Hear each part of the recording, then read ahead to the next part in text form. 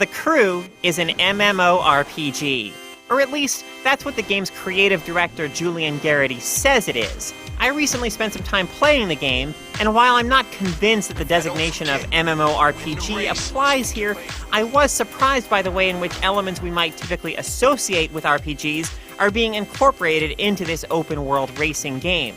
Similar to loot in action RPGs, each piece of equipment has a level and a color-coded indication of its quality. Slotting in better gear improves your car's performance. I started out driving a Mustang and found that the car felt heftier and less responsive than I would have liked. But whether this is a reflection of the game's driving model or just a matter of tuning and customization, I don't yet know. My time with the Crew started in Detroit, and before leaving Michigan, I took part in a takedown mission with my fellow players. We were cooperating to do enough damage to an AI-controlled vehicle to disable it, and also competing with each other to be the one who did the most damage and therefore reaped the biggest rewards in terms of money, parts, and experience points.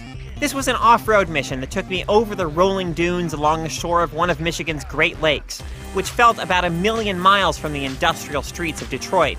I later drove from New York to Miami, which took maybe 10 or 12 minutes.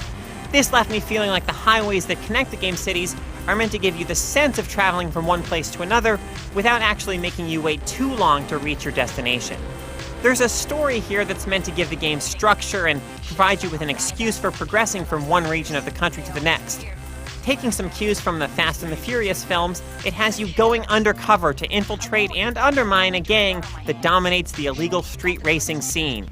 The world of the Crew is filled with cooperative and competitive missions and skill tests, but in my time with the game, it was the prospect of just hitting the open road and cruising around that appealed to me the most. I was kept on a tight leash while playing, so I didn't have the chance to indulge my wanderlust, but I'm already excited at the thought of seeing where the roads of the Crew can take me. It's a big, big world. If you want to join my crew, look for me on the highways of America. There's a good chance I'll be cruising somewhere in the Midwest with the top down and the radio on when the Crew comes out for PC, PlayStation 4, and Xbox One this fall.